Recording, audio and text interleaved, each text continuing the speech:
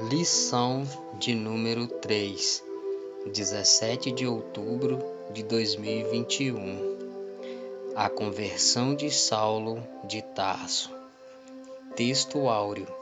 E indo no caminho, aconteceu que, chegando perto de Damasco, subitamente o cercou um resplendor de luz do céu, e caindo em terra, ouviu uma voz que lhe dizia: Saulo, Saulo, por que me persegues? Atos, capítulo 9, versículo 3 e o versículo 4. Verdade prática. A verdadeira conversão a Cristo leva em conta o arrependimento, a fé em Jesus e uma completa transformação no pensamento, vontade e ação do homem. Leitura bíblica em classe. Atos, capítulo 9, do versículo 1 ao versículo 9. E Saulo, respirando ainda ameaças e mortes contra os discípulos do Senhor, dirigiu-se ao sumo sacerdote e pediu-lhe cartas para Damasco, para as sinagogas, a fim de que, se encontrasse algum daquela seita, quer homem, quer mulheres, os conduzisse presos a Jerusalém. E indo no caminho, aconteceu que, chegando perto de Damasco, subitamente o cercou um resplendor de luz do céu, e caindo em terra, ouviu uma voz que lhe dizia: Saulo, Saulo, por que me persegues? E ele disse: Quem é, Senhor? E disse o Senhor: Eu sou Jesus, a quem tu persegues. Duro é para ti recalcitrar contra os aguilhões. E ele, tremendo e atônito, disse: Senhor, que queres que faça? E disse-lhe o Senhor: Levanta-te e entra na cidade, e lá te será dito o que te convém fazer. E os varões que iam com ele pararam espantados, ouvindo a voz, mas não vendo ninguém. E Saulo levantou-se da terra e, abrindo os olhos, não via a ninguém. E, guiando-o pela mão, o conduziram a Damasco. E esteve 3 dias sem ver, e não comeu nem bebeu. Introdução. A conversão de Saulo de Tarso, indiscutivelmente, foi um dos mais importantes acontecimentos da história do cristianismo. Saulo tornou-se um dos mais célebres defensores da doutrina de Cristo. Nesta lição, veremos como ele passou por uma mudança radical na forma de pensar acerca do nosso Senhor no caminho para Damasco. De um modo poderoso, Jesus chamou a razão e entendimento de Saulo, e este mudou de atitude por meio de uma impactante experiência sobrenatural. Assim, se por um lado Cristo tomou a iniciativa, por outro, Saulo respondeu com arrependimento e fé. Primeiro tópico: a conversão de Saulo, um ato da graça de Deus. Primeiro ponto: a conversão de Saulo e sua experiência sobrenatural. Em Atos capítulo 9, versículo 3, Lucas narra a impactante experiência sobrenatural de Saulo no caminho para Damasco, surpreendido pelo resplendor do céu, mais forte que a luz do sol do meio-dia. O perseguidor da igreja caiu por terra e ficou cego. Se pelos argumentos racionais Saulo não ouvia sobre Jesus, o crucificado, a luz que ofuscou seus olhos trouxe a voz do próprio Senhor, que o confrontou de forma impactante: Saulo, Saulo, por que me persegues? Atos, capítulo 9, versículo 4. Com sua ida para Damasco, o perseguidor tinha a intenção de acabar de vez com os seguidores de Jesus, mas foi surpreendido por uma experiência sobrenatural, pela qual nunca havia passado. Segundo seu próprio testemunho, o perseguidor viu literalmente a pessoa de Jesus, o ressurreto, que o despojou de seu ego arrogante. Nessa visão, Saulo pôde compreender quem era Jesus e sua obra redentora no Calvário. Segundo ponto, a iniciativa de Jesus para transformar a mente de Saulo. O impacto da visão resplandecente no caminho para Damasco tomou Saulo de surpresa sobre o efeito do sucesso em Jerusalém contra os seguidores de Jesus. Imbuído de uma coragem irracional e bem relacionado com a casta sacerdotal, Saulo havia pedido carta branca das autoridades religiosas de Jerusalém para perseguir os seguidores de Jesus com o mesmo rigor em Damasco. Entretanto, dada a dureza do coração de Saulo, o Senhor tomou a iniciativa de sacudir a sua estrutura física, psicológica e espiritual, agindo pessoalmente na sua direção. Terceiro ponto, a graça salvadora se manifestou a Saulo. Na carta aos Efésios, capítulo 2 e o versículo 8, ele diz: pela graça sois salvos, por meio da fé. Isto não vem de vós, é dom de Deus. Na epístola a Tito, diz também: porque a graça de Deus se há manifestado, trazendo salvação a todos os homens. Tito, capítulo 2 e o versículo 11. Logo, o ponto de partida da experiência de salvação de todos os homens é a graça de Deus. Essa graça é o favor imerecido de Deus em que sua justiça é satisfeita na morte expiatória de Jesus. Aqui, o mérito todo é de Cristo. Aos Romanos, ele escreve: porque todos pecaram e destituídos estão da glória de Deus, sendo justificados gratuitamente pela sua graça, pela redenção que há em Cristo Jesus. Romanos capítulo 3, versículo 23 e 24. Ou seja, a graça é favor outorgado por Deus aos pecadores que estão debaixo de sua ira. Evidentemente, a conversão de Saulo foi mais do que um convencimento intelectual sobre Jesus. Ela foi fruto da obra regeneradora do Espírito Santo em sua vida, levando-o a confessar que Jesus era o Senhor e Salvador de sua vida. Tópico 2. Saulo e a doutrina bíblica da conversão. Primeiro ponto. A conversão começa no arrependimento. A palavra arrepender-se no grego bíblico é metanoeion, que significa pensar de maneira diferente, sentir remorso, uma disposição interior para mudar. No Novo Testamento, arrepender-se traz a ideia de tristeza pelos próprios pecados, acompanhada de um desejo de corrigir o rumo. É a mudança na mente que induz a correção de caráter e de conduta moral.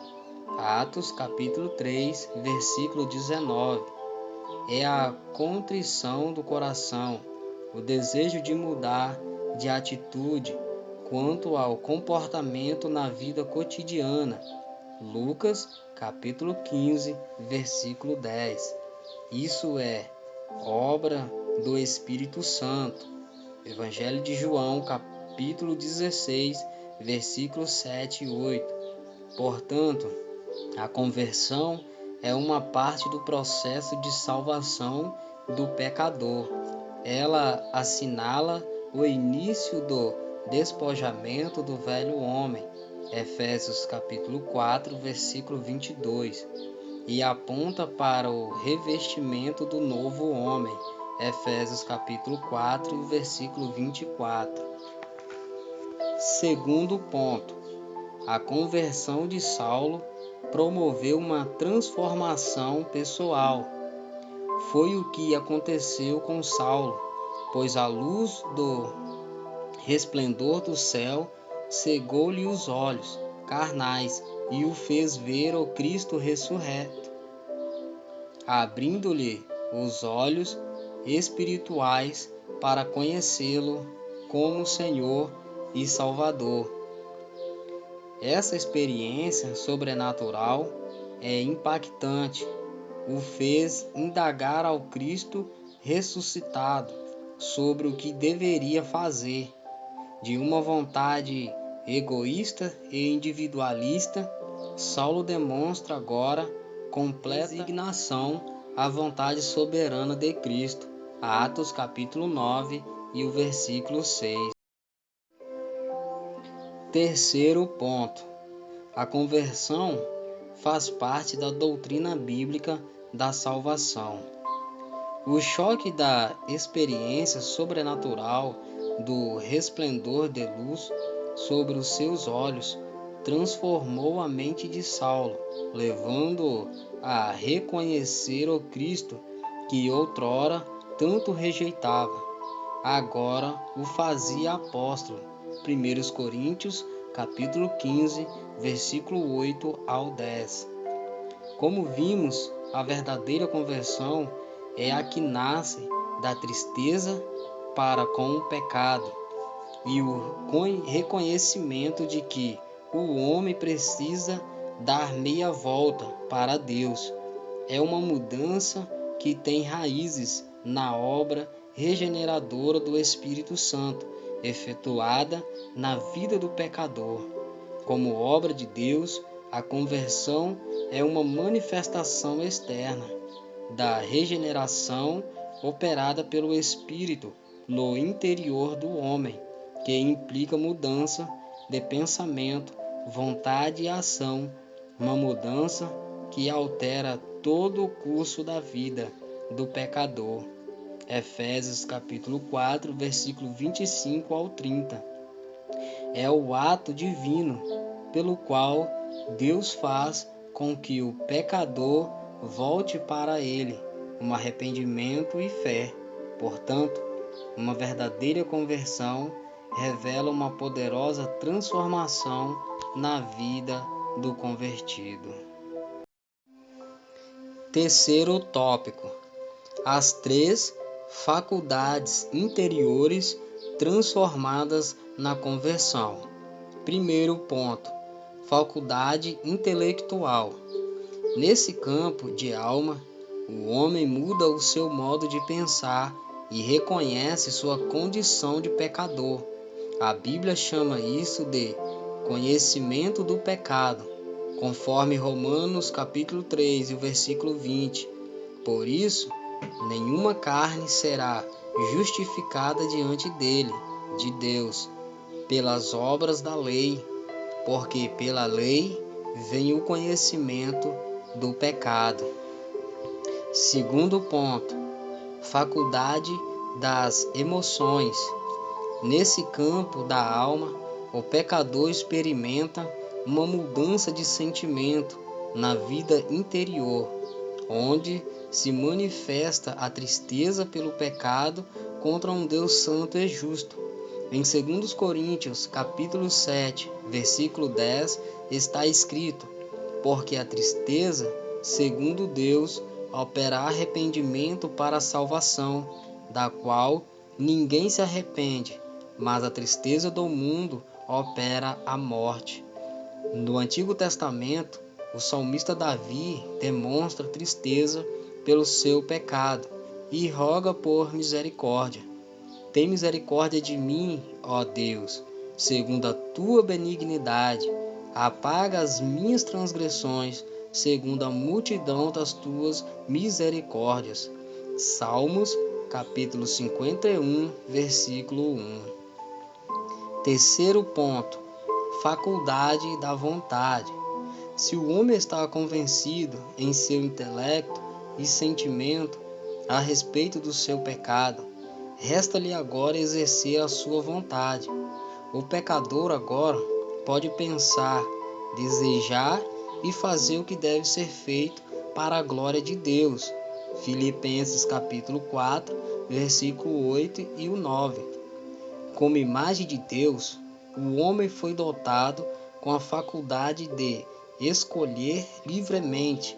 Entretanto, infelizmente, o pecado fez a separação entre a vontade do homem e a de Deus.